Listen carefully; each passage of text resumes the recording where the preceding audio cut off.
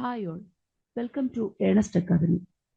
ഇന്നത്തെ ക്ലാസ്സിൽ നമ്മൾ ഡിസ്കസ് ചെയ്യാൻ പോകുന്നത് കേരള ഇൻഡസ്ട്രീസ് ആൻഡ് കൊമേഴ്സ് ഡിപ്പാർട്ട്മെന്റിലെ ഇൻഡസ്ട്രീസ് എക്സ്റ്റൻഷൻ ഓഫീസർ തസ്തികയുടെ സിലബസിനെ ആസ്പദമാക്കിയുള്ള ക്ലാസ്സാണ്. നമുക്ക് സിലബസിലേക്ക് പോകാം. ഈ ഒരു തസ്തികയുടെ മുൻ വർഷത്തെ എക്സാമിനെ ആസ്പദമാക്കി ഇതിൻ്റെ സിലബസ് 6 ടോപ്പിക്കുകളായിരുന്നു മെയിനായിട്ട് ഇൻക്ലൂഡ് ചെയ്തിരുന്നത്. Civil engineering, industrial management and industrial engineering, basics of mechanical engineering, electrical engineering, electronics engineering and computer science engineering. നിങ്ങൾക്കറിയാം, നമുക്ക് കോമൺ ആയുള്ള ബിടെക് ക്വാളിഫിക്കേഷൻ വരുന്ന കോമൺ എക്സാമുകളിൽ സാധാരണയായി എപ്പോഴും കണ്ടുവരുന്നതാണ് ഒരു 100 മാർക്കിന്റെ വെയിറ്റേജ് ഉള്ള ഒരു എക്സാമിൽ നമുക്ക് മെയിനായി 5 or 6 സബ് ഡിവിഷനുകളാണ് വരാറ്.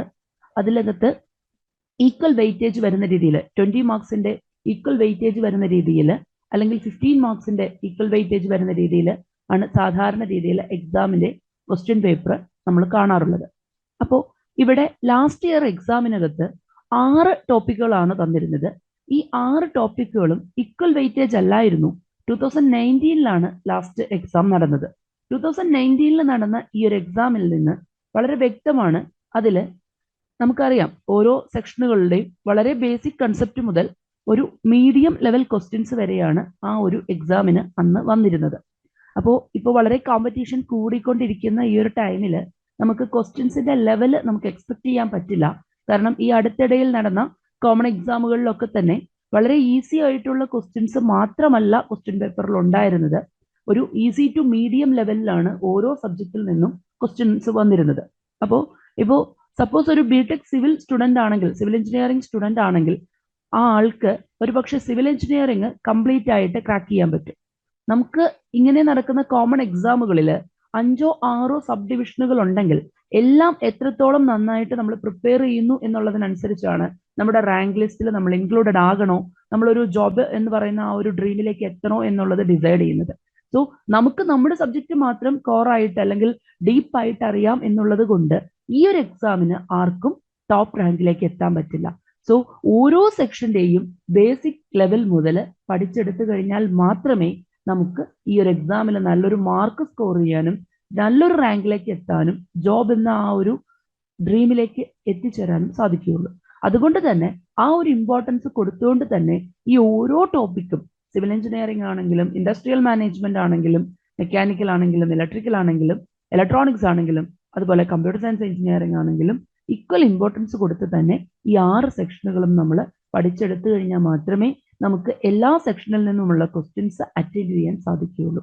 ഓക്കെ, ഇനി ഇന്നത്തെ ഒരു ക്ലാസ്സിൽ നമ്മൾ ഡിസ്കസ് ചെയ്യാൻ പോകുന്നത് ഇലക്ട്രിക്കൽ എഞ്ചിനീയറിംഗിനെ ആസ്പദമാക്കിയുള്ള ഒരു വളരെ ചെറിയൊരു ടോപ്പിക്കും, അത് ആ ഒരു ടോപ്പിക് എന്ന് പറയുന്നത് വളരെ ഇമ്പോർട്ടൻ്റ് ആയിട്ടുള്ള ഒരു ടോപ്പിക്കാണ്. അപ്പോൾ ഇലക്ട്രിക്കൽ എഞ്ചിനീയറിംഗിന്റെ ലാസ്റ്റ് ഇയറിൽ നടന്ന എക്സാമിൽ ഇലക്ട്രിക്കൽ എഞ്ചിനീയറിംഗിന്റെ സിലബസ് ഇപ്രകാരമായിരുന്നു. ഇതിൽ മെയിനായിട്ട് 6 ടോപ്പിക്കുകളാണ്, വീണ്ടും എഗെയിൻ 6 ക്ലാസിഫിക്കേഷനുകളാണ് മെയിനായിട്ട് ഉണ്ടായിരുന്നത്. അപ്പോൾ ഫസ്റ്റ് ടോപ്പിക് എന്ന് പറയുന്നത് ഇലക്ട്രിക് സർക്യൂട്ട്സ് ആണ്. വളരെ ബേസിക് ആയിട്ടുള്ള കാര്യമാണ്. നിങ്ങൾ ഫസ്റ്റ് ഇയർ ബേസിക് ഇലക്ട്രിക്കൽ എഞ്ചിനീയറിംഗിൽ പഠിച്ചു തുടങ്ങുമ്പോൾ ഏറ്റവും ആദ്യം പഠിക്കുന്ന കാര്യമാണ് കിർച്ചോഫ് ലോ, മാഗ്നറ്റിക് സർക്യൂട്ട്സ്, അതുപോലെ മാഗ്നറ്റിക് സർക്യൂട്ട്സിനകത്ത് വരുന്ന ടേംസ്, അതായത് ഇലക്ട്രിക് സർക്യൂട്ടിനകത്തും മാഗ്നറ്റിക് സർക്യൂട്ടിനകത്തും വരുന്ന ടേംസ്, അതിന്റെ ബേസിക് യൂണിറ്റുകൾ, അത് കാൽക്കുലേറ്റ് ചെയ്യാനുള്ള വളരെ സിമ്പിൾ ആയിട്ടുള്ള ബേസിക് ഫോർമുലാസ്, അത്രയും കാര്യങ്ങളാണ് ആദ്യത്തെ സെക്ഷനിൽ വരുന്നത്. രണ്ടാമത്തെ സെക്ഷൻ എന്ന് പറയുന്നത് ഇലക്ട്രിക്കൽ മെഷീൻസ് ആണ്. ഇലക്ട്രിക്കൽ മെഷീൻസിന്റെ ഒരു അഡ്വാൻസ് ലെവൽ അല്ല പറഞ്ഞിരിക്കുന്നത്, വളരെ ബേസിക് ആയിട്ടുള്ള അതിന്റെ കൺസ്ട്രക്ഷൻ, അതുപോലെ തന്നെ അതിന്റെ പ്രിൻസിപ്പിൾ ഓഫ് ഓപ്പറേഷൻ, ഈ 2 കാര്യങ്ങളാണ് മെയിൻ ആയിട്ട് അതിൽ വരുന്നത്. മെഷീൻസ് തന്നെ പറയുമ്പോൾ അറിയാം, മെഷീൻസ്, ഇലക്ട്രിക്കൽ മെഷീൻസ് എന്ന് പറയുന്നത് ഒരു വളരെ വൈഡ് ആയിട്ടുള്ള ഒരു ടോപ്പിക്കാണ്. അതിൽ വളരെ ബേസിക് ആയിട്ടുള്ള കാര്യങ്ങൾ മാത്രമേ സിലബസിൽ ഇൻക്ലൂഡ് ചെയ്തിട്ടുള്ളൂ. ദെൻ തേർഡ് ടോപ്പിക് എന്ന് പറയുന്നത് ഓൾട്ടർനേറ്റിംഗ് കറന്റ് ഫണ്ടമെന്റൽസ് ആണ്. ഓൾട്ടർനേറ്റിംഗ് കറന്റ് ഫണ്ടമെന്റൽസ് എന്ന് പറഞ്ഞു കഴിഞ്ഞാൽ AC, generation of alternating current, ആ ഓൾട്ടർനേറ്റിംഗ് കറന്റിന്റെ ബേസിക് ആയിട്ടുള്ള കുറച്ച് ഫണ്ടമെന്റൽ ടേംസും അതിന്റെ റെപ്രസെന്റേഷനും. ദെൻ അതിനകത്ത് വരുന്ന മറ്റൊരു topic power and power factoring AC circuits. ഇത്രയും കാര്യങ്ങളാണ് മൂന്നാമത്തെ സെക്ഷനിൽ വരുന്നത്. ദെൻ നാലാമത്തെ സെക്ഷൻ നമുക്കെല്ലാം നമ്മളൊരു +1 +2 കാലഘട്ടം മുതൽ പഠിച്ചുകൊണ്ടിരിക്കുന്ന ഒരു ടോപ്പിക്കാണ് electro magnetic induction. the Faraday's law of electromagnetic induction, statically and dynamically induced EMF, self inductance, mutual inductance and coefficient of coupling. വളരെ ഫെമിലിയർ ആയിട്ടുള്ള ഒരു ടോപ്പിക്കാണ് ഇലക്ട്രോമാഗ്നറ്റിക് ഇൻഡക്ഷന്റെ അണ്ടറിൽ കൊടുത്തിരിക്കുന്നത്. Then generation of power, conventional and non conventional power sources ഏതൊക്കെയാണ്, അതിന്റെ ബേസിക്കായി അത് എവിടെയൊക്കെയാണ് യൂസ് ചെയ്യുന്നത്, അതിൽ ഹൈലൈറ്റ് ചെയ്ത് വരുന്ന റിപ്പീറ്റഡ് ആയിട്ട് വരുന്ന കുറച്ച് ക്വസ്റ്റ്യൻസ്. ദെൻ ലാസ്റ്റ് വൺ എന്ന് പറയുന്നത് ത്രീ ഫേസ് സിസ്റ്റം ആണ്. ഈ ത്രീ ഫേസ് സിസ്റ്റത്തിനകത്ത് generation of three phase voltage, advantages of three phase system, star and delta connection, the relation between the line and phase voltages, line and phase currents. That is the last topic. ഇങ്ങനെ 6 section ആയിട്ടാണ് തന്നിരിക്കുന്നത്. അപ്പോൾ ഈ 6 സെക്ഷനുകളിൽ നിന്ന് last ഇയറിൽ 20 മാർക്കിന്റെ questions വന്നിരുന്നു. Basics of electrical എഞ്ചിനീയറിംഗിന് 20 മാർക്സിന്റെ weightage ആണ് കൊടുത്തിരുന്നത്. ഇത് ബേസിക് ഇലക്ട്രിക്കൽ എഞ്ചിനീയറിംഗ് ആണെന്ന് പറയാൻ പറ്റില്ല, കാരണം ഇതിനകത്ത് ഒരു മീഡിയം ലെവലിൽ വരുന്ന ക്വസ്റ്റ്യൻസും കൂടെ ഇൻക്ലൂഡഡ് ആയിരുന്നു. അതുപോലെ സിലബസ് ആണെങ്കിലും ബേസിക് ഇലക്ട്രിക്കൽ എഞ്ചിനീയറിംഗിന്റെ സിലബസ് അല്ല ഇത്. ഒരു വളരെ ചെറിയ രീതിയിൽ ഒരു കുറച്ചുകൂടെ ഒരു മീഡിയം ലെവലിലുള്ള ക്വസ്റ്റ്യൻസ് കൂടെ ഇതിൽ നിന്ന് വന്നിരുന്നു. ഓക്കെ, ഇനി നമുക്കിതിൽ ഏറ്റവും എളുപ്പത്തിൽ ഈ 6 സെക്ഷനിൽ ഏറ്റവും എളുപ്പത്തിൽ നമുക്ക് ക്രാക്ക് ചെയ്യാൻ പറ്റുന്ന, വളരെ സിമ്പിൾ ആയിട്ട് വളരെ കുറച്ച് ടൈം മാത്രം സ്പെൻഡ് ചെയ്ത് കഴിഞ്ഞാൽ തന്നെ നിങ്ങൾക്ക് മാർക്ക് സ്കോർ ചെയ്യാൻ പറ്റുന്ന ഏരിയ എന്ന് പറയുന്നത് ഇലക്ട്രോമാഗ്നറ്റിക് ഇൻഡക്ഷന്റെ സെക്ഷനാണ്. ഇലക്ട്രോമാഗ്നറ്റിക് ഇൻഡക്ഷന്റെ സെക്ഷനാണ്. ഈ ഇലക്ട്രോമാഗ്നറ്റിക് സെക്ഷന്റെ ഈ ഒരു സെക്ഷൻ ഇത് വളരെ സിമ്പിൾ ആണ്. വളരെ 1-2 പ്രാവശ്യം നിങ്ങൾ വായിച്ചു കഴിഞ്ഞാൽ തന്നെ, അതിന്റെ നോട്ട്സ് എടുത്ത് വായിച്ചു കഴിഞ്ഞാൽ തന്നെ നിങ്ങൾക്ക് ക്രാക്ക് ചെയ്യാൻ പറ്റുന്ന, അതിൽ നിന്ന് വരുന്ന ക്വസ്റ്റ്യൻസ് കംപ്ലീറ്റ് ആയിട്ട് നിങ്ങൾക്ക് കിട്ടും. യാതൊരു പ്രോബ്ലവും ഇല്ല. ലാസ്റ്റ് ഇയറിൽ ഈ സെക്ഷനിൽ നിന്ന് ചോദിച്ച ക്വസ്റ്റ്യൻസ് വളരെ ഈസിയുമായിരുന്നു. ഇനി പിന്നെയുള്ള ടോപ്പിക് എന്ന് പറയുന്നത് ഓൾട്ടർനേറ്റിംഗ് കറണ്ട് ഫണ്ടമെന്റൽസ്. നെക്സ്റ്റ് നമുക്ക് ഈസി ആയിട്ട് മാർക്ക് സ്കോർ ചെയ്യാൻ പറ്റുന്ന ടോപ്പിക് എന്ന് പറയുന്നത് ഓൾട്ടർനേറ്റിംഗ് കറണ്ട് ഫണ്ടമെന്റൽസ്. ഈ ഒരു ടോപ്പിക് പറയുമ്പോൾ ഇതിനോട് കൂടി അസോസിയേറ്റ് ചെയ്ത് വരുന്ന ടോപ്പിക്കാണ് ത്രീ ഫേസ് സിസ്റ്റംസ്. കാരണം ഇതൊരിക്കലും ഓൾട്ടർനേറ്റിംഗ് കറണ്ട് ഫണ്ടമെന്റൽസ് മാത്രമായിട്ട് ക്വസ്റ്റ്യൻസ് കാണാറില്ല. ഈ 2 സെക്ഷനും കൂടെ കൂടി ക്ലബ് ചെയ്താണ് ക്വസ്റ്റ്യൻ വരാറ്. സാധാരണ രീതിയിൽ ത്രീ ഫേസ് സിസ്റ്റത്തിന്റെ പവറിന്റെ ടേംസിലുള്ള ക്വസ്റ്റ്യൻസ്, അല്ലെങ്കിൽ ഒരു ത്രീ ഫേസ് സിസ്റ്റത്തിന്റെ പവർ ഫാക്ടർ എത്രയാണ് കണ്ടുപിടിക്കാനുള്ള ക്വസ്റ്റ്യൻ, ആ രീതിയിലാണ് ക്വസ്റ്റ്യൻസ് എപ്പോഴും ചോദിക്കാറ്. സോ നിങ്ങൾ ഇത് പഠിക്കുന്ന സമയത്ത് ആദ്യം ഇലക്ട്രോമാഗ്നറ്റിക് ഇൻഡക്ഷൻ പഠിക്കുക. ദെൻ നമ്മൾ പഠിക്കേണ്ടത് alternating current fundamentals and three phase systems. ആ 2 ടോപ്പിക്കുകൾ ക്ലബ് ചെയ്ത് പഠിക്കാം. ദെൻ ഇതിൽ നിന്ന് എൻറ്റയർലി ഡിഫറെന്റ് ആയിട്ട് നിൽക്കുന്ന വളരെ സിമ്പിൾ ആയിട്ടുള്ള ടോപ്പിക്കാണ് generation of power, conventional and non conventional power sources. പക്ക ഒരു തിയറി പേപ്പർ ആയിട്ടുള്ള, അല്ലെങ്കിൽ ഒരു തിയറി ടോപ്പിക് ആയിട്ട് വരുന്ന ഒരു കാര്യമാണത്. വളരെ സിമ്പിൾ ആണ്, അത് പഠിക്കുക. ദെൻ നമ്മൾ ഇതിലേക്ക് പോവുക, ഇലക്ട്രിക് സർക്യൂട്ട്സിലേക്ക് പോവുക. ഇലക്ട്രിക് സർക്യൂട്ട്സ് പറയുമ്പോഴേക്കും നിങ്ങൾക്ക് അവിടെ ഇലക്ട്രിക് സർക്യൂട്ടും മാഗ്നറ്റിക് സർക്യൂട്ടിനകത്തും കുറച്ച് പാരാമീറ്റേഴ്സ്, അതിന്റെ എക്സ്പ്രഷനുകൾ, അതിന്റെ യൂണിറ്റുകൾ, ഇത്രയും കാര്യങ്ങൾ അവിടെ നോക്കുക. ഇത്രയും ടോപ്പിക് കവർ ചെയ്തതിനു ശേഷം മാത്രം നിങ്ങൾ ഇലക്ട്രിക്കൽ മെഷീൻസ് എന്ന് പറയുന്ന സെക്ഷനിലേക്ക് വരിക. കാരണം ഇലക്ട്രിക്കൽ മെഷീൻസ് എന്ന് പറയുന്ന സെക്ഷൻ വളരെ, ഞാൻ നേരത്തെ പറഞ്ഞു, വളരെ വൈഡ് ആയിട്ടുള്ള ഒരു ടോപ്പിക്കാണ്. അപ്പൊ അതിൽ ഒരുപാട് കാര്യങ്ങൾ നമുക്ക് പഠിക്കാനുണ്ട്. സോ ബാക്കി എല്ലാ സെക്ഷനുകളും കവർ ചെയ്തതിനു ശേഷം മാത്രം നിങ്ങൾ ഇലക്ട്രിക്കൽ മെഷീൻസ് എന്ന് പറയുന്ന ടോപ്പിക്കിലേക്ക് വരിക. ഇനി നിങ്ങൾ ബിടെക് ഇലക്ട്രിക്കൽ പഠിച്ചിരിക്കുന്ന ഒരാളാണെങ്കിൽ നിങ്ങൾക്ക് ഈ ഇലക്ട്രിക്കൽ മെഷീൻസ് എന്ന് പറയുന്ന ടോപ്പിക്ക് നിങ്ങൾക്ക് കുറേയൊക്കെ നിങ്ങൾക്ക് അതിൽ നിന്ന് വരുന്ന ക്വസ്റ്റ്യൻസ് അറ്റൻഡ് ചെയ്യാൻ എന്തായാലും നിങ്ങൾക്ക് സാധിക്കും. അതർ ബ്രാഞ്ച് സ്റ്റുഡൻസ് എല്ലാവരും ചെയ്യേണ്ടത് ബാക്കി എല്ലാ ടോപ്പിക്കുകളും പഠിച്ചതിന് ശേഷം മാത്രം ഇലക്ട്രിക്കൽ മെഷീൻസിലേക്ക് ഫോക്കസ് ചെയ്യുക. കാരണം നമുക്ക് എങ്ങനെ വന്നു കഴിഞ്ഞാലും ഈ ഒരു ടോപ്പിക്ക് മൊത്തത്തിൽ 20 മാർക്സ് കിട്ടും. അതിലൊരു 2 to 3 മാർക്സിന്റെ ക്വസ്റ്റിനെ നമ്മൾ ഇലക്ട്രിക്കൽ മെഷീൻസ്, അല്ലെങ്കിൽ മാക്സിമം ഒരു 4 മാർക്ക് ക്വസ്റ്റ്യൻ മെഷീൻസിൽ നിന്ന് വന്നു കഴിഞ്ഞാലും ബാക്കി 16 മാർക്സ് വരുന്നത് റിമൈനിങ് ടോപ്പിക്കിൽ നിന്നാണ്. സോ ഏറ്റവും കുറഞ്ഞ സമയം കൊണ്ട് ഏറ്റവും കൂടുതൽ മാർക്ക് സ്കോർ ചെയ്യാൻ പറ്റുന്ന ടോപ്പിക്കുകൾ വേണം എപ്പോഴും നമ്മളൊരു എക്സാം പ്രിപ്പറേഷന്റെ ടൈമിൽ കവർ ചെയ്യാൻ. ഓക്കെ, ദെൻ നമുക്ക് ഇന്നത്തെ ഈ ഒരു ക്ലാസ്സിൽ നമ്മൾ ഡിസ്കസ് ചെയ്യാൻ പോകുന്നത് നമ്മുടെ ഓൾട്ടർനേറ്റിംഗ് കറണ്ട് ഫണ്ടമെന്റൽസിന്റെ കൂടെ കൊടുത്തേക്കുന്ന ഒരു ടോപ്പിക്കാണ്. ഈ ഒരു ടോപ്പിക്കിന്റെ പ്രത്യേകത എന്താണെന്ന് വെച്ച് കഴിഞ്ഞാൽ, ഞാൻ നേരത്തെ പറഞ്ഞു ഈ ഒരു ടോപ്പിക്കും ത്രീ ഫേസ് സിസ്റ്റവും കൂടെ കമ്പൈൻ ചെയ്താണ് എപ്പോഴും ക്വസ്റ്റ്യൻ വരുന്നതെന്ന് പറഞ്ഞു.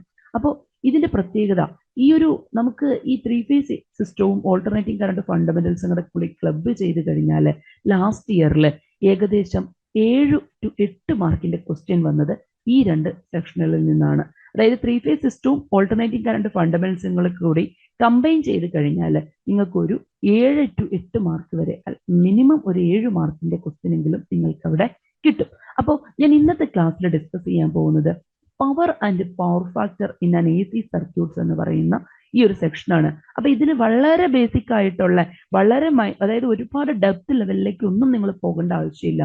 അതിനകത്ത് എന്താണ് പവർ, എന്താണ് പവർ ഫാക്ടർ, അതുപോലെ തന്നെ active, reactive and apparent power, ഇത്രയും കാര്യങ്ങൾ നിങ്ങൾക്ക് അറിയാമെങ്കിൽ, അത്രയും മാത്രം അറിഞ്ഞു കഴിഞ്ഞാൽ തന്നെ നിങ്ങൾക്ക് ഇപ്പൊ ലാസ്റ്റ് ഇയറിന്റെ ക്വസ്റ്റ്യൻ പേപ്പറിനെ ബേസ് ചെയ്ത് പറയുകയാണെങ്കിൽ ഈ ഒരു active, reactive and apparent power, ഈ 3 ടേംസ് മാത്രം, ഈ ലാസ്റ്റ് കൊടുത്തിരിക്കുന്ന ഈ 3 ടേംസ് നിങ്ങൾക്ക് അറിയാമായിരുന്നുവെങ്കിൽ ലാസ്റ്റ് ഇയറിന്റെ ക്വസ്റ്റ്യൻ പേപ്പർ എടുത്തു കഴിയുമ്പോൾ നിങ്ങൾക്ക് മനസ്സിലാവും അതിൽ നിന്ന് 3 മാർക്കിന്റെ ക്വസ്റ്റ്യൻ വന്നത് ഈ active, reactive and apparent power ആണ്.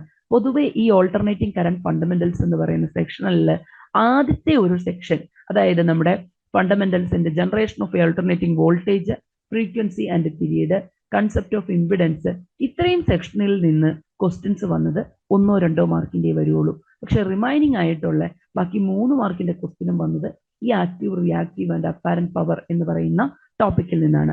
അതിൽ 2 ക്വസ്റ്റ്യൻ വന്നത് ഡയറക്റ്റ് ആക്റ്റീവ്, റിയാക്റ്റീവ് പവറിന്റെ പവർ ഫാക്ടറിന്റെ ടേംസ് അറിയാമെങ്കിൽ ഡയറക്റ്റ് സബ്സ്റ്റിറ്റ്യൂഷൻ ചെയ്ത് കഴിഞ്ഞാൽ ആൻസർ കിട്ടുന്ന ക്വസ്റ്റ്യൻ ആയിരുന്നു. തേർഡ് ക്വസ്റ്റ്യൻ എന്ന് പറയുന്നത് ചെയ്യണമെങ്കിൽ നമുക്ക് 3 ഫേസ് സിസ്റ്റംസിന്റെ നോളജ് കൂടെ ഉണ്ടെങ്കിലേ ചെയ്യാൻ പറ്റുള്ളൂ.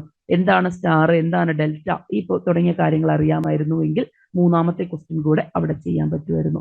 ഓക്കെ, ഇനി നമുക്ക് നമ്മുടെ ഈ ഒരു ചെറിയൊരു ടോപ്പിക്കിലേക്ക് നമുക്ക് മൂവ് ചെയ്യാം.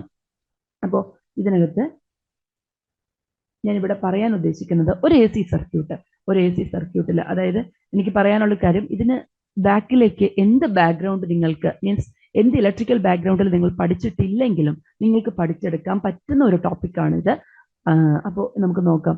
Power in an A C circuit, അതിനകത്ത് 3 ടേംസ്, അതായത് എ സി പവറിന് 3 കമ്പോണൻസ് ആണുള്ളത്, അല്ലെങ്കിൽ 3 ടൈപ്പ് ഓഫ് പവർ ആണുള്ളത്. First one apparent power, second one active power and third one reactive power. Okay, ഇനി അതേ കേസ് തന്നെ ഈ പറയുന്ന 3 പവറുകളെയും നമുക്ക് 2 കേസുകളുണ്ട്.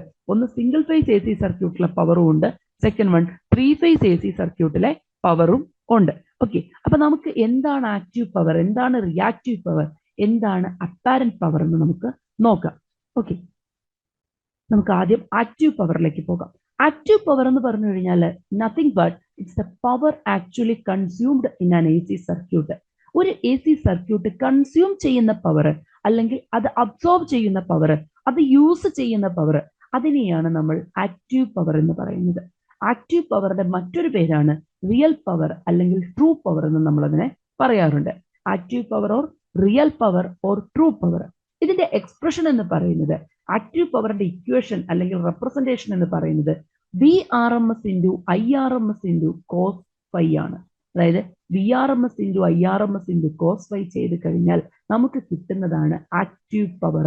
അതായത് ഒരു എ സി സർക്യൂട്ടിനകത്ത്, ഒരു എ സി സർക്യൂട്ടിലൂടെ പോകുന്ന വോൾട്ടേജിന്റെ RMS വാല്യൂ എടുക്കുക. RMS value of the voltage into RMS value of the current through the circuit into power factor. ഈ കോസ് ഫൈ എന്ന് പറയുന്ന ടേം പവർ ഫാക്ടർ ആണ്. ഇനി എന്താണ് പവർ ഫാക്ടർ അഥവാ കോസ് ഫൈ? നമ്മൾ പറഞ്ഞു പവർ ഫാക്ടർ എന്ന് പറഞ്ഞു കഴിഞ്ഞാൽ കോസ് ഫൈ ആണെന്ന് പറഞ്ഞു. എന്താണ് ഈ കോസ് ഫൈ?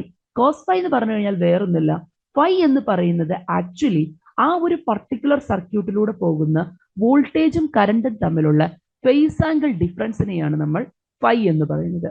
ഫൈ എന്ന് പറഞ്ഞു കഴിഞ്ഞാൽ, ഒന്നുകൂടെ പറയാം, ഫൈ എന്ന് പറഞ്ഞു കഴിഞ്ഞാൽ phi is the phase angle difference between the voltage across the circuit and the current flowing through the circuit. ആ ഒരു പർട്ടിക്കുലർ സർക്യൂട്ടിലെ വോൾട്ടേജും കറണ്ടും തമ്മിലുള്ള ഫേസ് ആംഗിൾ ഡിഫറൻസ് ആണ് ഫൈ. അങ്ങനെയാണെങ്കിൽ cosine of the phase angle difference between voltage and current is known as power factor.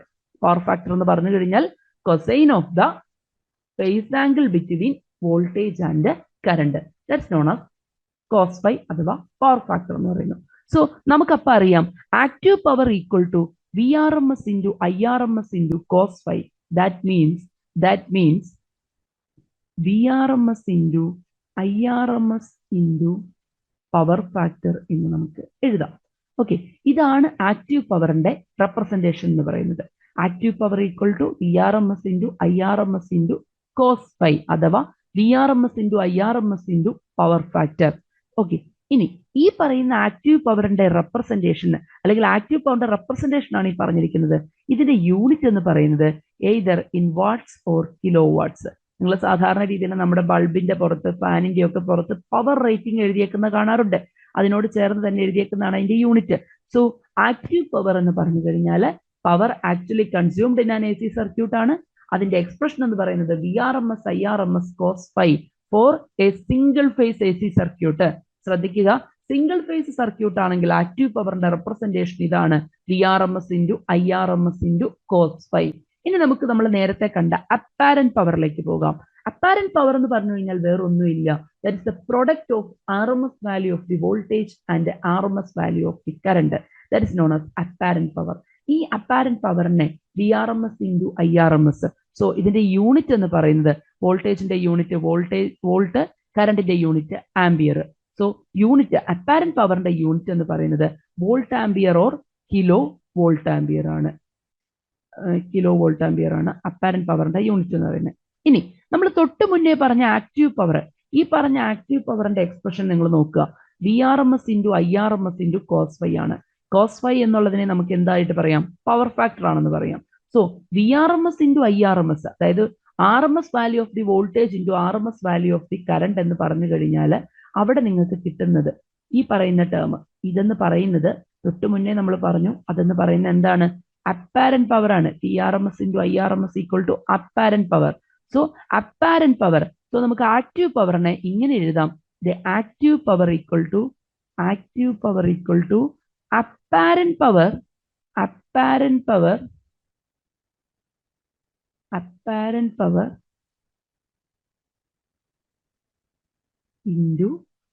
Power factor.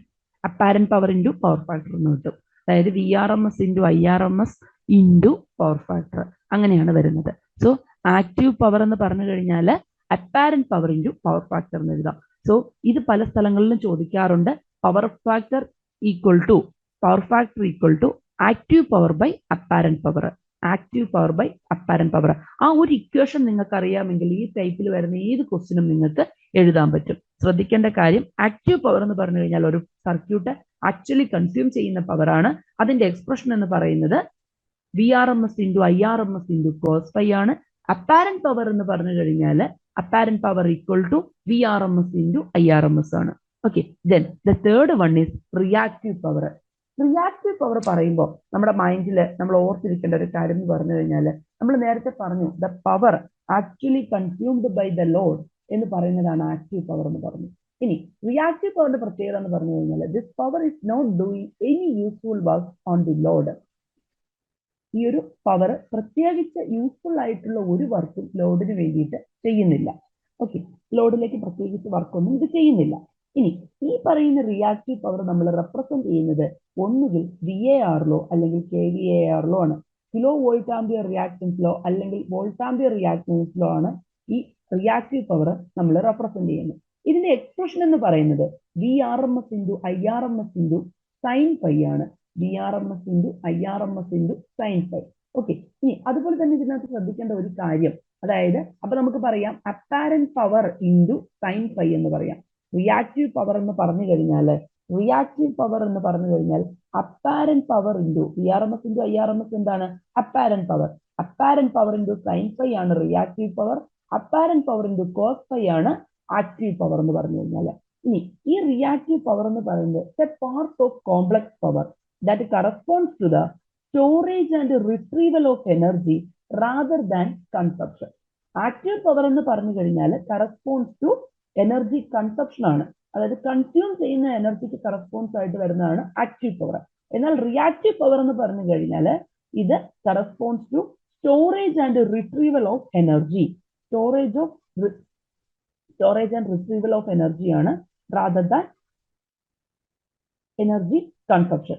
Okay, ഇനി ഒരു AC പവർ സിസ്റ്റത്തിനകത്ത് ആക്റ്റീവ് പവർ ഉണ്ടാകും, റിയാക്റ്റീവ് പവർ ഉണ്ടാകും.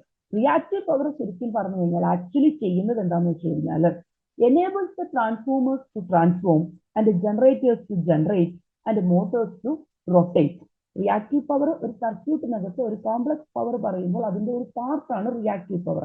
ഈ റിയാക്റ്റീവ് പവർ ശരിക്കും പറഞ്ഞു കഴിഞ്ഞാൽ ആക്ച്വലി നമ്മുടെ അതായത് ആക്റ്റീവ് പവറിന്റെ പ്രത്യേകത എന്ന് പറഞ്ഞു കഴിഞ്ഞാൽ ആക്റ്റീവ് പവറിന്റെ ഫ്ലോ എന്ന് പറയുന്നത് സോഴ്സിൽ നിന്ന് ലോഡിലേക്കാണ് പവർ ഫ്ലോ വരുന്നത്. അതായത് ലോഡ് കൺസ്യൂം ചെയ്യുവാണ് അവിടെ ചെയ്യുന്നത്. റിയാക്റ്റീവ് പവർ എന്ന് പറഞ്ഞു കഴിഞ്ഞാൽ actually power flows back into the source ആണ് from the inductors and capacitors. ഇത് ഇൻഡക്ടേഴ്സ് ആൻഡ് കപ്പാസിറ്റേഴ്സിൽ സ്റ്റോർ ചെയ്തിരിക്കുന്ന എനർജി ഓഫ് പവർ, അതിന്റെ പവർ അവിടെ നിന്ന് സോഴ്സിലേക്ക് ഫ്ലോ ചെയ്യുന്നു. So back into the source ആണ് reactive power. Towards the source ആണ്, ടുവേർഡ്സ് ദ ലോഡ് ആണ്, from source to the load ആണ് active power. From source to the load ആണ് active power. From inductors and capacitors to the source ആണ് reactive power. Okay, ഒന്നെന്ന് പറയുന്നത് സോഴ്സിൽ നിന്നും ലോഡിലേക്കുള്ള പവർ ഫ്ലോയും, ഒന്ന് ബാക്ക് പവർ ഫ്ലോ ആണ്. റിയാക്റ്റീവ് പവർ എന്ന് പറയുന്നത് ആക്ച്വലി ബാക്ക് പവർ ഫ്ലോ ആണ്. അതായത് power flows from the inductors and capacitors to the source. Okay, ഇതാണ് active, reactive and apparent power തമ്മിലുള്ള ഡിഫറൻസ്. ഇനി ഇതിനെ ബേസ് ചെയ്തുകൊണ്ട് നമ്മൾ ഓൾറെഡി പറഞ്ഞു, ആക്റ്റീവ് പവർ എന്ന് പറഞ്ഞു കഴിഞ്ഞാൽ apparent power into cos phi ആണ്. അതുപോലെ റിയാക്റ്റീവ് പവർ എന്ന് പറഞ്ഞു കഴിഞ്ഞാൽ അപ്പാരന്റ് ഇൻറ്റു സൈൻ ഫൈ ആണ്. സോ നമുക്കൊരു റൈറ്റ് ആംഗിൾ ട്രയാംഗിളിന്റെ 3 സൈഡ്സ് ആയിട്ട് ഈ പറയുന്ന ആക്റ്റീവ്, റിയാക്റ്റീവ്, അപ്പാരന്റ് പവേഴ്സിനെ റെപ്രസെന്റ് ചെയ്യുവാണെങ്കിൽ നമുക്കൊരു പവർ ട്രയാംഗിൾ അവിടെ ഫോം ചെയ്യാൻ പറ്റും. അങ്ങനെ ഫോം ചെയ്തേക്കുന്ന ഒരു പവർ ട്രയാംഗിൾ ആണ് ഇവിടെ കൊടുത്തേക്കുന്നത്. ഇപ്പോൾ ഇത് റിയാക്റ്റീവ് പവർ ആണ്, ഇത് റിയൽ പവർ അഥവാ ആക്റ്റീവ് പവർ ആണ്, ഇത് അപ്പാരന്റ് പവർ ആണ്. So the apparent power can be represented as the vectorial sum of the active and reactive power. അതായത് അപ്പാരന്റ് പവർ എന്ന് പറയുന്നത് നെറ്റ് പവർ ആണ്, ആക്റ്റീവിന്റെ റിയാക്റ്റീവിന്റെ നെറ്റ് റിസൾട്ടന്റ് എന്ന് പറയുന്നത് അപ്പാരന്റ് പവർ ആണ്. ഓക്കെ, അപ്പൊ ഇതിനെ ബേസ് ചെയ്തുകൊണ്ട് ഇത് നമുക്ക് മൈൻഡിൽ വളരെ ഇതായിട്ട് കീപ്പ് ചെയ്യാൻ ഈ പറയുന്ന ഇക്വേഷൻസും പറഞ്ഞ കൺക്ലൂഷൻസ്, അതായത് നമുക്ക് പറഞ്ഞു ആക്റ്റീവ് പവർ എന്ന് പറഞ്ഞാൽ from source to the load ആണെന്ന് പറഞ്ഞു, റിയാക്റ്റീവ് പവർ എന്ന് പറഞ്ഞു കഴിഞ്ഞാൽ from load to the source, അതായത് from inductors and capacitors to the back into the source ആണ്, അതായത് സോഴ്സിലേക്ക് തിരിച്ച് പവർ കൊടുക്കുകയാണ് ചെയ്യുന്നത് റിയാക്റ്റീവ് പവറിന്റെ കേസിൽ എന്ന് പറഞ്ഞു അല്ലെ. അപ്പൊ ഇത് ഓർത്തിരിക്കാൻ നമുക്ക് വളരെ എളുപ്പത്തിൽ ഓർത്തിരിക്കാൻ നമ്മളെ കൊടുത്തേക്കുന്ന എപ്പോഴും നമ്മൾ കാണുന്ന അല്ലെങ്കിൽ പറയുന്ന ഒരു എക്സാമ്പിൾ ആണ്, ഒരു ഗ്ലാസ്സിൽ ഒരു ബിയർ എടുത്തു കഴിഞ്ഞാൽ ആ ഗ്ലാസിന്റെ ടോപ്പിൽ കുറച്ച് പോർഷൻ ഫോം ആയിരിക്കും. അത് നമുക്ക് യൂസ്ഫുൾ അല്ല, നമുക്ക് യൂസ് ചെയ്യാൻ പറ്റില്ല, നമുക്ക് അതുകൊണ്ട് യൂട്ടിലൈസേഷൻ ഒന്നുമില്ല, നമുക്കത് എഫക്റ്റീവായിട്ട് യൂസ് ചെയ്യാൻ പറ്റില്ല. സോ അത് റിയാക്റ്റീവ് പവറിനെ റെപ്രസെന്റ് ചെയ്യുന്നു. താഴേക്കുള്ള ആ ഒരു പോർഷൻ, ഇപ്പൊ ഒരു ഗ്ലാസ്സിൽ നമ്മൾ ബിയർ എടുത്തേക്കുന്നതിന്റെ ഫോട്ടോയാണ് ഈ കാണിച്ചിരിക്കുന്നത്. അപ്പൊ ഇതിൽ ഈ ഒരു പോർഷൻ എന്ന് പറയുന്നത് യൂസ്ഫുൾ ആണ്, നമുക്ക് യൂട്ടിലൈസ് ചെയ്യാൻ പറ്റും, യൂട്ടിലൈസ് ചെയ്യാൻ പറ്റുന്ന ഒരു പോർഷൻ ആണ്. സോ ഇതാണ് നമ്മുടെ ആക്റ്റീവ് പവർ എന്ന് പറയുന്നത്. ആക്റ്റീവ് പവറിനെ നമ്മൾ P വെച്ചാണ് റെപ്രസെന്റ് ചെയ്യാറ്, റിയാക്റ്റീവ് പവറിനെ നമ്മൾ Q വെച്ച് റെപ്രസെന്റ് ചെയ്യും. അതായത് ഈ ഫോമുള്ള പോർഷൻ എന്ന് പറയുന്നത് ഓവറോൾ നമ്മൾ എടുക്കുമ്പോൾ ടോട്ടൽ എന്ന് പറയുന്നത് നമ്മൾ താഴേക്ക് കാണിച്ചേക്കുന്ന യൂസ്ഫുൾ ആയിട്ടുള്ള പോർഷനും മുകളിലത്തെ ഫോമും കൂടെ കൂടിയാണ് കംപ്ലീറ്റ് വരുന്നത്. പക്ഷെ നമുക്ക് യൂട്ടിലൈസ് ചെയ്യാൻ പറ്റുന്നത് നമ്മുടെ ആക്റ്റീവ് പവറേ ഉള്ളൂ. ഈ ആക്റ്റീവ് പവർ എന്ന് പറയുന്നത് ആ മുകളിലേക്കുള്ള പോർഷൻ കാണിച്ചേക്കുന്നതാണ്. ഓവറോൾ എന്ന് പറയുന്നത് നമ്മുടെ S എന്ന് വെച്ചാണ് റെപ്രസെന്റ് ചെയ്യുന്ന അപ്പാരന്റ് പവർ, അതാണ് ഈ കൊടുത്തേക്കുന്നത്. അതായത് ആക്റ്റീവിന്റെയും റിയാക്റ്റീവിന്റെയും നെറ്റ് എഫക്ട് എന്ന് പറയുന്നത് അപ്പാരന്റ് പവർ ആണ്. ഓക്കെ, ഇനി ഇത് നമ്മൾ ഇത്രയും നേരം നമ്മൾ പറഞ്ഞത് സിംഗിൾ ഫേസിനകത്തുള്ള ഇക്വേഷൻ ആയിരുന്നു. VRMS IRMS cos ഫൈ, അതുപോലെ VRMS IRMS sin phi and VRMS into IRMS. Active, reactive, apparent പവേഴ്സിന്റെ ഇക്വേഷൻ ആണ് നമ്മൾ ഈ പറഞ്ഞത്. ഓക്കെ, ദെൻ നെക്സ്റ്റ് നമുക്കുള്ളത് 3 ഫേസ് പവർ ആണ്. അപ്പൊ ഈ 3 ഫേസ് പവറിനകത്ത് 3 ഫേസ് സർക്യൂട്ട് വരുമ്പോൾ ഇത് വളരെ ഡീറ്റെയിൽഡ് ആയിട്ട് എനിക്ക് തോന്നുന്നു ഇലക്ട്രിക്കലുകാർ ഒരുപാട് ഡീറ്റെയിൽഡ് ആയിട്ട് പഠിക്കുന്ന ഒരു കാര്യമാണ്. പക്ഷെ നമുക്കൊരു കോമൺ സബ്ജക്റ്റ് ആയതുകൊണ്ട് വളരെ കുറച്ച് കാര്യങ്ങൾ പഠിച്ച് നമുക്ക് മാക്സിമം ടോപ്പിക്കുകൾ കവർ ചെയ്ത് മാർക്കിലേക്ക് എത്തിക്കുക എന്നുള്ളതാണ് നമ്മുടെ എയിം. സോ ഇവിടെ നിങ്ങൾ ഈ എക്സ്പ്രഷൻ മാത്രം അറിഞ്ഞിരുന്നാൽ മതി. ആക്റ്റീവ് പവറിന്റെ എക്സ്പ്രഷൻ എന്ന് പറഞ്ഞു കഴിഞ്ഞാൽ √3 VLIL cos ഫൈ, അതുപോലെ reactive power √3 VLIL sin phi, apparent power എന്ന് പറഞ്ഞു കഴിഞ്ഞാൽ √3 VL into IL. അതായത് ഇതെന്ന് പറയുന്നത് VL is the line voltage, IL is the line current. Then active പവറിന്റെ എക്സ്പ്രഷൻ അറിയാം, റിയാക്റ്റീവിന്റെ എക്സ്പ്രഷൻ അറിയാം, അപ്പാരന്റിന്റെ എക്സ്പ്രഷൻ നമുക്കറിയാം. അപ്പോൾ ഈ 3 എക്സ്പ്രഷനുകൾ അറിയാമെങ്കിൽ തന്നെ നിങ്ങൾക്ക്, ഞാൻ നേരത്തെ പറഞ്ഞു 2 ക്വസ്റ്റ്യൻ ഇതിൽ നിന്ന് ചോദിച്ചത് വളരെ ഡയറക്റ്റ് ആയിട്ടായിരുന്നു, അത് രണ്ടും ചെയ്യാൻ നിങ്ങൾക്ക് വളരെ ഈസി ആയിട്ട് ചെയ്യാൻ പറ്റുന്ന കാര്യമാണ്. ഓക്കെ, ഇനി നമുക്ക് നമ്മുടെ ലാസ്റ്റ് ഇയറിൽ നമുക്കപ്പോൾ ഇത്രയാണ് ഞാനൊരു ടോപ്പിക് ഇതിനകത്ത് ഇൻക്ലൂഡ് ചെയ്തിരിക്കുന്നത്. അപ്പോൾ റിമൈനിങ് ടോപ്പിക് നമുക്ക് അടുത്ത ക്ലാസ്സിൽ പറയാം. അപ്പൊ ഈ ഒരു ടോപ്പിക്കിൽ നിന്ന് ലാസ്റ്റ് ഇയറിൽ ചോദിച്ച 2 ക്വസ്റ്റ്യൻസ് ഉണ്ട്. അതിലെ ഫസ്റ്റ് ക്വസ്റ്റ്യനിലേക്ക് നമുക്ക് മൂവ് ചെയ്യാം. The input voltage from a current and power to a balanced three-phase system is measured as 415 volt, 16.4 ampere and 6 kilowatt respectively. The power factor of the system is approximately. അപ്പൊ ഇവിടെ ശ്രദ്ധിക്കുക, question ചോദിച്ചിരിക്കുന്നത് power factor ആണ്. ക്വസ്റ്റ്യനിൽ തന്നിരിക്കുന്ന 3 കാര്യങ്ങളുണ്ട്. ഒന്ന്, ഇവിടെ ഒരു വോൾട്ടേജ് തന്നിട്ടുണ്ട്. 2, ഇവിടെ ഒരു കറണ്ടിന്റെ വാല്യൂ തന്നിട്ടുണ്ട് 16.4 ആംപിയർ, 6 കിലോ വാട്ട് എന്ന് തന്നിട്ടുണ്ട്. നമ്മൾ ഓൾറെഡി പറഞ്ഞു ആക്റ്റീവ് പവറിന്റെ യൂണിറ്റ് കിലോ വാട്ട്, റിയാക്റ്റീവ് പവറിന്റെ unit volt ampere reactance or kVAR, kilo volt ampere reactance. Apparent പവറിന്റെ യൂണിറ്റ് വോൾട്ട് ആംപിയർ. സോ ക്വസ്റ്റ്യനിൽ തന്നിരിക്കുന്നത് 6 കിലോ വാട്ട് എന്നാണ്. സോ തന്നിരിക്കുന്നത് എന്താണ്? ആക്റ്റീവ് പവർ ആണ്. സോ ആക്റ്റീവ് പവറിന്റെ എക്സ്പ്രഷൻ തൊട്ട് മുന്നേ നമ്മൾ പറഞ്ഞു √3 VL/IL cos φ. അതാണ് ആക്റ്റീവ് പവറിന്റെ എക്സ്പ്രഷൻ. ആക്റ്റീവ് പവർ എത്രയാണ് പറഞ്ഞിട്ടുണ്ട് ക്വസ്റ്റ്യനിൽ? 6 കിലോ വാട്ട്. ക്വസ്റ്റ്യനിൽ ഒരിക്കലും ആക്റ്റീവ് പവർ ആണോ, റിയാക്റ്റീവ് പവർ ആണോ, അപ്പാരന്റ് പവർ ആണോ എന്ന് പറയില്ല. അപ്പൊ യൂണിറ്റ് കാണുമ്പോൾ നമുക്ക് മനസ്സിലാവണം. കിലോ വാട്ട് എന്ന് പറയുന്ന യൂണിറ്റ് കാണുമ്പോൾ തന്നെ ഉറപ്പിക്കുക അത് ആക്റ്റീവ് പവർ ആണെന്നുള്ള കാര്യം ഉറപ്പിക്കുക. സോ 6 കിലോ വാട്ട് എന്ന് പറഞ്ഞിട്ടുണ്ടെങ്കിൽ അത് ആക്റ്റീവ് പവർ ആണ്. സോ 6 കിലോ വാട്ട് എന്ന് പറഞ്ഞാൽ 6000 വാട്ട്. ഇനി നമുക്ക് ഇവിടെ എന്തിന്റെയൊക്കെ വാല്യൂ അറിയാം? ലൈൻ വോൾട്ടേജ് PL എന്ന് പറയുന്ന ലൈൻ വോൾട്ടേജ് ആണ് തന്നിട്ടുണ്ട്, 415 വോൾട്ട്. കറണ്ട് 16.4 ആംപിയർ, അതാണ് IL line current. Then into cos φ = 6000 what. So ഇതിൽ നിന്ന് നമുക്ക് എന്ത് കിട്ടും? cos φയുടെ വാല്യൂ കണ്ടുപിടിക്കാം. cos φയുടെ വാല്യൂ കണ്ടുപിടിക്കാൻ വേണ്ടിയിട്ട് 6000 ഡിവൈഡ് ബൈ √3 × 415 × 16.4 ചെയ്യുക. അപ്പൊ നിങ്ങൾക്ക് cos φയുടെ വാല്യൂ കിട്ടും.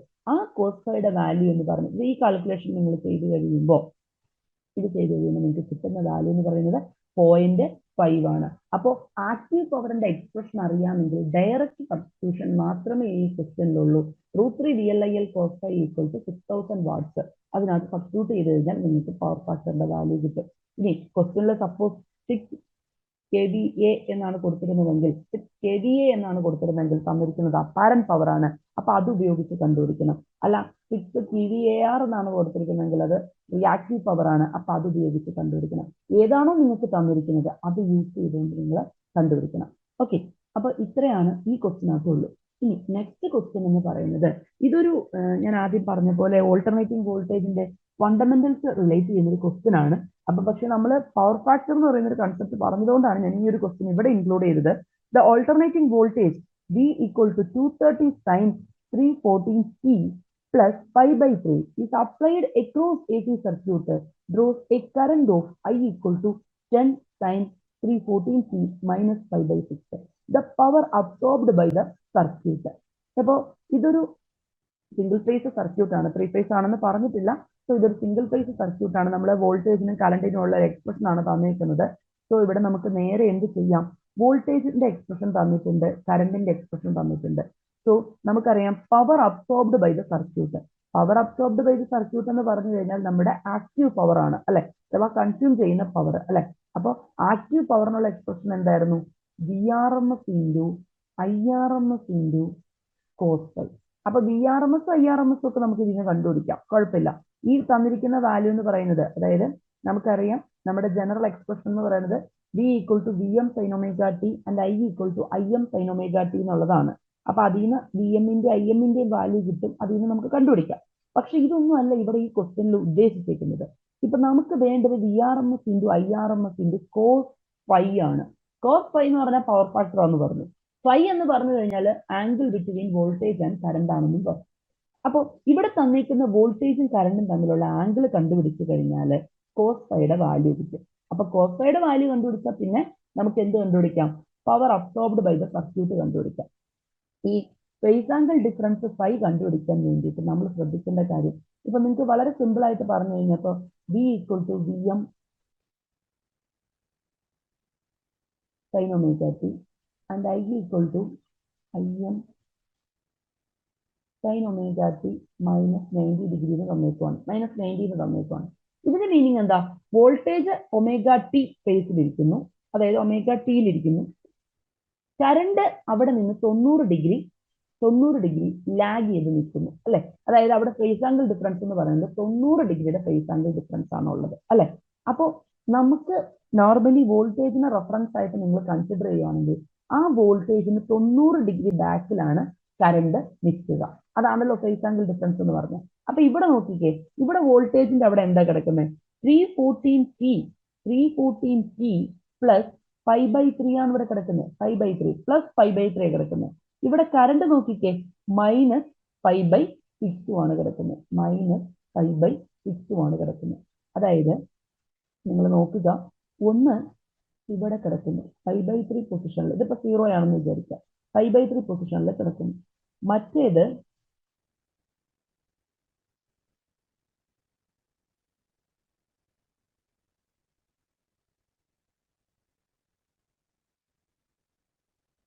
ഇവിടെ 5/6 കിടക്കുന്നു. അപ്പൊ വോൾട്ടേജിന്റെ പൊസിഷൻ എന്ന് പറയുന്നത് ഇവിടെയാണ്, കറണ്ടിന്റെ പൊസിഷൻ എന്ന് പറയുന്നത് ഇവിടെയാണ്. ഇവർ തമ്മിലുള്ള ഫേസ് ആംഗിൾ ഡിഫറൻസ് ആണ് ചോദിക്കുന്നത്. 5/3 എന്ന് പറഞ്ഞു കഴിഞ്ഞാൽ ഞാൻ ഇതിനെ ഈസി ആയിട്ട് ചെയ്യാൻ വേണ്ടിയിട്ട് കൺവേർട്ട് ചെയ്യുവാണ്. നമുക്ക് കാൽക്കുലേഷൻ ബാക്കി ചെയ്യുന്നതിനേക്കാൾ എളുപ്പം ഇതാണ്, അതുകൊണ്ടാണ്. 5/3 എന്ന് പറഞ്ഞു കഴിഞ്ഞാൽ 60 ഡിഗ്രി, 5/6 എന്ന് പറഞ്ഞു കഴിഞ്ഞാൽ 90 ഡിഗ്രി, അല്ലെ? അപ്പൊ ഇത് പക്ഷെ കിടക്കുന്നത് മൈനസ് 30 കിടക്കുന്നത്. So net face angle difference എന്ന് പറയുന്നത് 60 മൈനസ് -30, അതായത് മൈനസ് 30 ഇയാൾ കിടക്കുന്നത്, ഇത് 60 ഡിഗ്രിയിലാണ് കിടക്കുന്നത്. സോ നമ്മുടെ നെറ്റ് ഫേസ് ആംഗിൾ ഡിഗ്രി എന്ന് പറയുന്നത് 90 ഡിഗ്രിയാണ്. അതായത് വോൾട്ടേജും കറണ്ടും തമ്മിലുള്ള ഫേസ് ആംഗിൾ ഡിഫറൻസ് 90 ഡിഗ്രിയാണ്. സോ ഇനി ഇവിടെ നിങ്ങളൊന്ന് ആലോചിച്ച് നോക്കിക്കേ, VRMS into IRMS into cos phi. ഫൈയുടെ അവിടെ എന്ത് വരും? ഫൈയുടെ അവിടെ വരുന്ന വാല്യൂ എന്ന് പറയുന്നത് 90 ആണ്. സോ കോസ് 90 എത്രയാണ്? കോസ് 90 എന്ന് പറഞ്ഞു കഴിഞ്ഞാൽ അത് 0 ആണ്. Cos 90 equal to 0. So answer എന്ന് പറയുന്നത് option B 0 watt. Option B 0 watt. ഇത്രയേ ഉള്ളൂ. അപ്പൊ നിങ്ങൾക്ക് ഏത് ക്വസ്റ്റ്യൻ കിട്ടിയാലും വോൾട്ടേജും കറണ്ടും തമ്മിലുള്ള ഫേസ് ആംഗിൾ ഡിഫറൻസ് ആദ്യം കണ്ടുപിടിക്കുക. അത് കണ്ടുപിടിക്കാൻ ഒന്നും ചെയ്യാനില്ല. ആദ്യത്തെ കേസിൽ പ്ലസ് 5/3 ആണ്, രണ്ടാമത്തെ കേസിൽ മൈനസ് 5/6 ആണ്. സോ 5/3 മൈനസ് -5/6 ചെയ്യുക, അതായത് 60 മൈനസ് -30 ചെയ്യുക. അപ്പൊ നെറ്റ് ഫേസ് ആംഗിൾ ഡിഫറൻസ് കിട്ടും. ഈ ടൈപ്പ് ഏത് പ്രോബ്ലം ചോദിച്ചാലും നിങ്ങൾ ആദ്യമേ തന്നെ VRMS IRMS ഒക്കെ കണ്ടുപിടിക്കാൻ പോകുന്നതിന് മുമ്പ് ഈ ഫൈയുടെ വാല്യൂ നോക്കുക. ഫൈയുടെ വാല്യൂ നോക്കിക്കഴിഞ്ഞാൽ തന്നെ നിങ്ങൾക്ക് പിന്നെ അവിടെ തീർന്നു. ഇപ്പൊ 90 ആണ് വരുന്നതെങ്കിൽ അവിടെ ഉറപ്പായിട്ട് എന്താണ്? കോസ് 90 0 ആണ്. ഇപ്പൊ 270 ആണ് ഫേസ് ആംഗിൾ ഡിഫറൻസിനകത്ത് കിടക്കുന്നതെങ്കിൽ, 270 ഡിഗ്രി ആണ് വരുന്നതെങ്കിൽ അവിടെ അത് 0 ആയി. ഇത് VRMS IRMS ഒന്നും കണ്ടുപിടിച്ച് കാൽക്കുലേറ്റ് ചെയ്യാൻ പോകണ്ട, ഡയറക്റ്റ് നമുക്ക് എഴുതാം VRMS into IRMS into cos phi. അതിൽ ഫൈ 90 ഡിഗ്രി ആയതുകൊണ്ട് net absorbed power absorbed by the circuit എന്ന് പറയുന്നത് 0 വാട്ട് ആണെന്ന് ഡയറക്റ്റ് ആയിട്ട് നമുക്ക് മാർക്ക് ചെയ്യാം. ഓക്കെ, ദെൻ ഇത് രണ്ടുമാണ് ലാസ്റ്റ് ഇയറിൽ ചോദിച്ച ക്വസ്റ്റ്യൻ. ഇനി ഞാനൊരു 2-3 ക്വസ്റ്റ്യൻസ് ഇൻക്ലൂഡ് ചെയ്തിട്ടുണ്ട്, ജസ്റ്റ് അതും കൂടെ നമുക്കൊന്ന് പറയാം. നോക്കുക, the power factor is the ratio of dash power to the dash power. നമ്മൾ തൊട്ട് മുന്നേ പറഞ്ഞിരുന്നു പവർ ഫാക്ടറും ആക്റ്റീവ് പവറും റിയാക്റ്റീവ് പവറും ഒക്കെ തമ്മിലുള്ള കമ്പാരിസൺ പറഞ്ഞിരുന്നു. സോ പവർ ഫാക്ടർ എന്ന് പറഞ്ഞു കഴിഞ്ഞാൽ നമ്മൾ തൊട്ട് മുന്നേ പറഞ്ഞൊരു എക്സ്പ്രഷൻ എന്താ? Active power equal to apparent into power factor. Apparent into power factor. So power factor equal to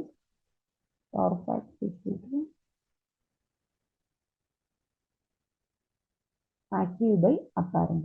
Power factor is the ratio of active power to apparent power. So option B is the right answer. Next question. Active power is expressed as, ഇപ്പോൾ പറഞ്ഞ question ആണ്, active power can be represented by apparent power in the power factor. So option B is the right answer. Next question. Which one is correct? Power factor equal to apparent by active, active equal to apparent into power factor, and reactive equal to apparent into power factor, apparent equal to reactive by active. ഏതാണ് correct? Active power equal to apparent into power factor. So option B is the right answer. Okay, അപ്പോൾ ഇത്രയും questions ആണ് ഇതിനകത്ത് include ചെയ്തത്. വളരെ ചെറിയൊരു ടോപ്പിക്കാണ് നമ്മൾ ഈ ഒരു ക്ലാസ്സിൽ ഡിസ്കസ് ചെയ്തത്. അപ്പോൾ പ്രീവിയസ്ലി നിങ്ങൾക്ക് ഇതിനകത്ത് ഇതിന്റെ ഒരു ബാക്ക് നോളജ് നിങ്ങൾക്ക് അറിയില്ലെങ്കിലും ഈ ഒരു ചെറിയ ടോപ്പിക്, ഈ ആക്റ്റീവ് റിയാക്റ്റീവ് അപ്പാരന്റ് പവർ, അതിന്റെ മെയിൻ്റെ എക്സ്പ്രഷൻ എന്താണ്, പിന്നെ നമ്മുടെ ഗ്ലാസ്സിലെ ബിയറിന്റെ ആ ഒരു കാര്യം ഓർക്കുക. അപ്പൊ നിങ്ങൾക്ക് കിട്ടും എന്താ ആക്റ്റീവ്, എന്താ റിയാക്റ്റീവ്, എന്താ അപ്പാരന്റ് എന്താണെന്നുള്ളത്. എക്സ്പ്രഷൻ പഠിക്കുക, എന്താണെന്നുള്ളത് പഠിക്കുക. ദെൻ അതിന്റെ 2 ക്വസ്റ്റ്യൻസ് ആണ് ഇൻക്ലൂഡ് ചെയ്തത്. ലാസ്റ്റ് ഇയറിൽ ചോദിച്ച ക്വസ്റ്റ്യൻ ആണ്, ഡയറക്റ്റ് ക്വസ്റ്റ്യൻ ആയിരുന്നു. അപ്പോൾ വളരെ സിമ്പിൾ ആയിട്ടുള്ള ക്വസ്റ്റ്യൻ ആണ് ആ ഒരു ക്വസ്റ്റ്യനിൽ നിന്ന് വന്നത്, അതാണ് ചോദിച്ചത്. അപ്പോൾ ഇനി ഇതിനകത്ത് 3 phase സിസ്റ്റവും കൂടി വരുമ്പോൾ ഉള്ള ഡിസ്കസ് ചെയ്യാനുണ്ട്. അപ്പൊ അത് പറയണമെങ്കിൽ നമുക്ക് ആ ഒരു ടോപ്പിക്കും കൂടെ ഇൻക്ലൂഡ് ചെയ്താൽ മാത്രമേ നമുക്ക് പഠിപ്പിക്കാൻ പറ്റുള്ളൂ. അപ്പൊ അത് നമ്മൾ അടുത്ത ക്ലാസ്സിൽ എടുക്കാം. ഓക്കെ, ഇനി നമുക്ക് നിങ്ങൾക്ക് ക്വസ്റ്റ്യൻസ് ഒക്കെ റെഫർ ചെയ്യാൻ വേണ്ടിയിട്ട് നമുക്ക് കുറെ അധികം സൈറ്റുകളുണ്ട് ഇൻസ്റ്റിറ്റ്യൂട്ടിന്റെ. അപ്പൊ ആ സൈറ്റുകളാണ് ഞാൻ ഇൻക്ലൂഡ് ചെയ്തിരിക്കുന്നത്. അപ്പൊ ഇതിനകത്ത് MCQ ഓൺ ഇലക്ട്രിക്കൽ എഞ്ചിനീയറിംഗ് എന്ന് പറഞ്ഞ് അടിച്ചു കൊടുത്തു കഴിഞ്ഞാൽ ഈ എല്ലാ സൈറ്റുകളിലും ഇഷ്ടം പോലെ ക്വസ്റ്റ്യൻസ് അവൈലബിൾ ആണ്.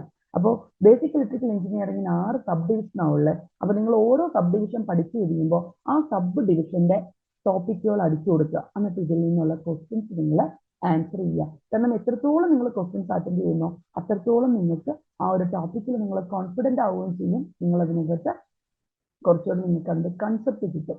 ഓക്കെ, അപ്പൊ ഇത്രയും സൈറ്റുകളാണുള്ളത്. ടൈം കിട്ടുന്നതനുസരിച്ച് നിങ്ങൾ സൈറ്റുകൾ കൂടി റെഫർ ചെയ്യുക. പിന്നെ നിങ്ങൾ ഒരു പ്രോപ്പർ ആയിട്ടുള്ള രീതിയിൽ നിങ്ങൾ പ്ലാൻ ചെയ്ത് തന്നെ നിങ്ങൾ ഈ ഒരു ഇൻഡസ്ട്രിയൽ ടെക്നിക്കൽ ഓഫീസറിന് വേണ്ടിയിട്ട് പഠിക്കുക.